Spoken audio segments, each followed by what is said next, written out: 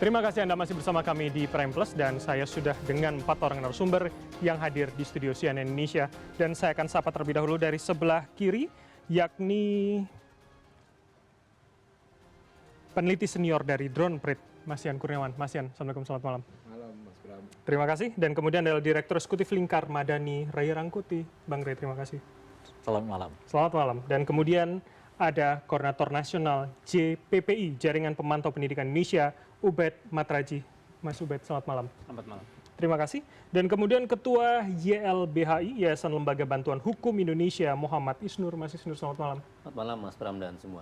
Terima kasih, 4 orang narasumber sudah hadir. Kami juga harus disclaimer kepada Anda bahwa kami sudah mencoba menghubungi BGN, Badan Gizi Nasional, namun sayang tidak ada yang bisa bergabung pada malam hari ini. Plus, anggota atau sejumlah anggota Komisi 9 DPR untuk bisa hadir dan membahas bersama apa solusi dari banyaknya kasus keracunan MBG yang ada di Indonesia. Saya ingin ke Mas Ubed terlebih dahulu.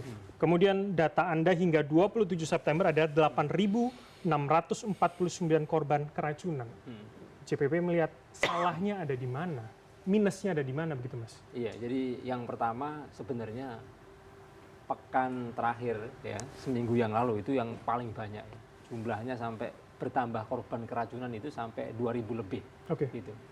Nah, ketika sebelum itu, ketika pertama kali kami merilis ya, 14 September, itu kan jumlahnya masih 5.000 itu. Itu banyak sekali sekolah-sekolah yang mengajukan keberatan terhadap SPPG itu.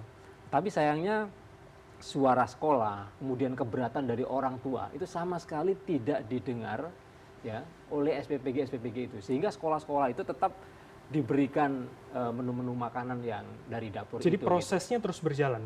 Iya, terus berjalan. Jadi, artinya peningkatan 2.000 tadi karena ada pengabaian penolakan dari orang tua? Iya, jadi banyak sekali penolakan dari orang tua, kemudian dari sekolah gitu kan, terhadap ya tadi, MBG masuk ke sekolah mereka. Karena sudah ada 5.000 kasus keracunan tadi itu. Tetapi SPPG tetap kirim makanan, sehingga kejadian minggu kemarin, di satu SPPG yang sama, hari Senin keracunan, itu hari Rabu ada kasus keracunan yang sama. Di SPPG yang sama, di dapur yang sama gitu. Jadi menurut saya yang paling fatal adalah SPPG kemudian BGN ini tidak mendengarkan suara dari sekolah, tidak mendengarkan suara orang tua, tidak mendengarkan tangisan anak-anak yang berjuang menyelamatkan nyawanya itu. Mas Ubed, saya pengen masuk di situ dulu. Artinya Senin terjadi, Rabu terulang. Apakah sekolah tidak ada tindakan pencegahan kalau memang sudah pernah terjadi 2 hari yang lalu? Iya, saya konfirmasi ke sekolah. Sekolah sudah komplain, sekolah sudah menolak. Tetapi kalau dapur tetap ngirim gimana? Artinya ada pilihan untuk makan tidak dimakan? Iya, tetapi ketika suara sekolah itu tidak dipertimbangkan, gitu kan, sehingga dapur tetap ngirim menu itu ke sekolah. Bahkan sebelum itu kan dapur bikin surat pernyataan ke sekolah-sekolah itu kan, bahwa sekolah yang bersedia dikirimin makanan itu ya dia nggak bisa menolak. Termasuk ada kasus keracunan, sekolah yang harus tanggung jawab. Gitu. Gitu. Saya tertarik itu. Ketika 1 minggu bisa sampai 2.000, sebarannya sebetulnya seberapa luas? Kalau di data kami itu sudah menjangkau di 20 provinsi, ya, nyebar di berbagai kota gitu. Karena itu kami kok meyakini ya, kalau kejadiannya hanya di Jawa Barat misalnya, mungkin ada yang tidak beres di MBG Jawa Barat atau SPPG Jawa Barat. Tapi kan kemudian di Jawa Tengah juga kasusnya ribuan, di Jogja juga kasusnya ribuan yang keracunan. Di luar Jawa juga kasusnya tapi ribuan. Penyebabnya mirip atau sama dalam pantauan JPPI? Ya pasti sama ya. Jadi tidak ada quality control ya. Sistemnya nggak ada sama sekali. Sehingga SPPG itu menerapkan sistem yang suka-suka dia. Antara SPPG yang satu dengan SPPG yang lain beda-beda gitu ya. Sehingga ini sistemnya dari mana gitu loh. Nah ketika kita telusuri ada banyak kasus keracunan di sekolah-sekolah itu, kemudian kami ini kan bergerak ya, aktivis di sektor pendidikan. Kami punya hubungan baik dengan dinas-dinas pendidikan. Kita komunikasi dengan dinas pendidikan, mereka bilang bagaimana kita mau bersikap, kita nggak dilibatkan. Gitu. Kemudian di sekolah itu ada yang namanya UKS, gitu yang punya kegiatan terkait dengan kesehatan. Mereka juga bingung bagaimana kita tidak dilibatkan sama sekali gitu. Sehingga dari BGN ke dapur langsung ke sekolah. Berarti maksud Anda top down semuanya? Iya, semua di level sekolah itu hanya jadi objek saja. Gitu ya. Sampai guru-guru juga bingung mereka harus menghitung ompreng, Iya, iya. membagikan ke anak-anak, kemudian kalau ada ompreng hilang harus tanggung jawab, kemudian sampahnya itu siapa yang beresin dan seterusnya. Itu ada tugas guru yang bagaimana ini mau nggak mau harus dia lakukan gitu. Oke, dan ketika hari ini itu mengganggu pemerintah pembelajaran di sekolah. merespon dengan cepat menutup SPPG yang bermasalah, seberapa itu kemudian bisa menjadi solusi sebetulnya menurut JPPI? Jadi di sekolah-sekolah itu kami menemukan masalahnya salah satunya keracunan. Jadi masalah keracunan ini adalah salah satu dari banyak masalah yang terjadi. Oke. Nah, ketika yang ditutup ini hanya dapur yang ada kasus keracunan, pertanyaannya adalah bagaimana dengan SPPG yang ada banyak masalah lain selain keracunan, tapi belum ditutup. Gitu. Jadi ada banyak makanan basi yang nggak sampai keracunan juga ada, dan itu berulang-ulang kali dikirim ke sekolah. Gitu. Jadi maksud Anda SPPG yang indikatornya model tidak perlu keracunan sebetulnya iya, untuk jadi melihat itu. karena permasalahannya banyak, nggak hanya keracunan, mestinya ya harus diinvestigasi, diaudit semua gitu. Tidak hanya yang ada kasus keracunan, karena kasusnya beragam dan banyak sekali. Oke, saya ingin Mas Isnur terlebih dahulu. Jadi artinya YLBHI melihatnya gagal melakukan perlindungan terutama untuk generasi penerus, begitu Mas Isnur? Sejak awal dalam konteks tujuan, dalam konteks perencanaan, dalam konteks penunjukan orang-orangnya, dalam konteks cara mereka bekerja dan sistem yang mereka bangun gagal. Dari awal ini adalah proyek ambisius yang tidak mengukur diri, tidak mengukur pihak-pihaknya, tidak tahu cara bergeraknya, ngaco semua jadinya. Dan jelas dalam konteks hukum hak asasi manusia ini adalah pelanggaran HAM. Dan pelanggaran HAM-nya terjadi secara sistematis karena kesalahan sistem dari awal. Bayangkan ada sebuah badan ngurusin gizi tapi bukan ahli gizi, rata-rata purnawirawan TNI. Polri itu. Gimana ceritanya?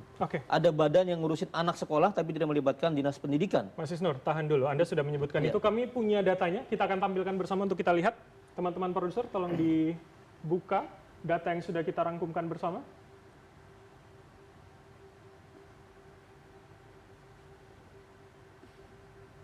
Oke, ini yang kemudian Mas Isnur tadi kita sebutkan. Bagaimana sebetulnya kita bisa membaca ini terlebih dahulu, komposisi ini Mas Isnur? Ya kita nggak bisa percaya dengan orang-orang ini. Mereka siapa ngurusin pendidikan nggak pernah, ngurusin gizi nggak pernah, ya kan, ngurusin struktur kerja masyarakat sipil mungkin jarang. Mereka dipercaya ngurusin gizi, jadi nggak nyambung. Jadi ini adalah kesalahan Prabowo sejak awal mengangkat mereka, mengagung-agungkan mereka di pidato kenegaraan, tapi sebenarnya omong kosong gitu.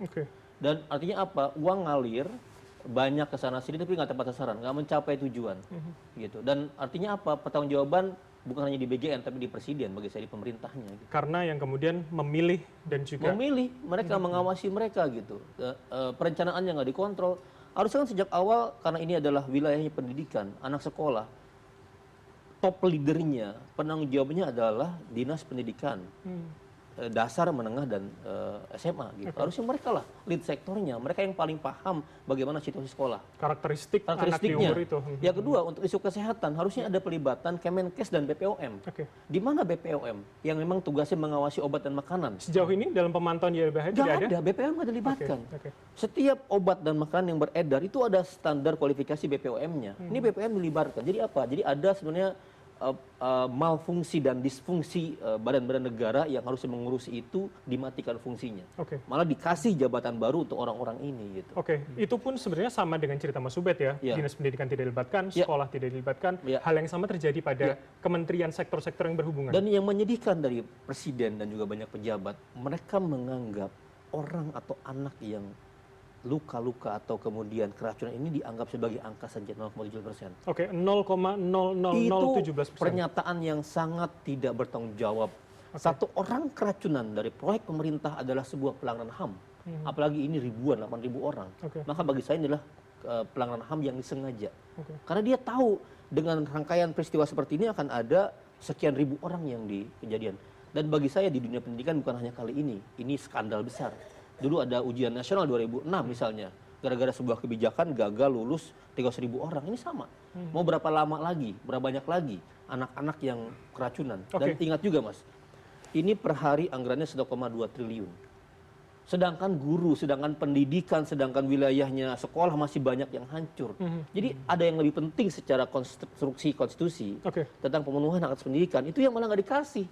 Mas Isnur, saya ingin lebih spesifik. Jadi artinya masyarakat bisa melakukan apa? Memungkinkankah class action dilakukan? Ada banyak pilihan dalam konteks gugatan. Kalau Mas Ubed sebagai lembaga, dia bisa melakukan namanya legal standing, gugatan kelembagaan. Itu kita lakukan. YLBI jadi kuasa hukum Walhi membuat banyak lembaga. Dalam kasus MBG ini sudah MBG bisa lembaga atau maksud saya sudahkah kemudian mendampingi? Sudah sangat layak. Beberapa LBH kami sudah minta untuk buka posko, mengadu. Yang kedua, kalau masyarakat yang mau jadi penggugat, dikumpulin sekian banyak orang, baik yang akan atau berpotensi kena atau yang sudah bisa menggugat, itu namanya class action. Jadi wakil-wakil kelas kita akan gugat negara. Ada yang ketiga, ketika Bang Ray peduli, Bang Yan peduli sebagai warga negara, juga bisa makanya menggunakan namanya citizen lawsuit. Warga negara yang peduli pendidikan menggugat negara, dan targetnya adalah perubahan kebijakan. Paling tidak ada 3. Ada 3 mekanisme yang bisa dipakai untuk menggugat negara. Saya kembali ke Mas Ubed. Seberapa mungkin itu dilakukan? Bagaimana Anda melihat selama ini sekolah, wali murid sebetulnya gejolaknya seperti apa soal gugatan tadi? Iya, jadi mereka sudah mulai menimbang ya beberapa kemungkinan itu gitu. Sampai kemarin ada pertanyaan yang diajukan ke kami. Ini sebenarnya program MBG ini itu payung hukumnya apa? Kalau misalnya kita mau melakukan gugatan, ini program MBG, karena kami mencari payung hukum MBG ini nggak ketemu. Undang-undang nggak ada. Apalagi, ya kan? Apalagi nggak ada undang-undang. Apalagi program dengan tidak ada anggaran dilaksanakan tanpa payung hukum yang jelas, apalagi melanggar undang-undang dia. Tapi itu akhirnya menyulitkan pelaporan kan? Enggak, itu malah memperkuat argumentasi warga. Bahwa ada proyek, ada penggunaan anggaran 100 triliun tanpa undang-undang. Itu justru makin memperkuat bahwa proyek ini adalah sebenarnya ilegal. Itu yang jadi catatan kemudian ya. Artinya pun sampai saat ini sedang difikirkan. Iya, jadi sampai kita buka situs BGN, nggak ada informasi apa-apa. Termasuk ada juknis apa, ada pedoman apa, sama sekali nggak ada informasi. Sehingga kita mau protes ke SPPG misalnya, ini kalau melanggar juknis yang mana? Kalau melanggar standar yang mana? Kita sangat sama sekali masyarakat sipil, sekolah, guru, orang tua nggak pernah dilibatkan sama sekali dalam kebijakan ini di level manapun. Jadi membingungkan sebetulnya untuk banyak pihak ya. Bang Rey, saya ingin ke Anda. Presiden kemarin mengatakan jangan dipolitisasi. Apa yang kemudian bisa kita baca, tapi jangan sekarang. Kita jeda terlebih dahulu untuk itu, tetaplah bersama kami di Prime Plus.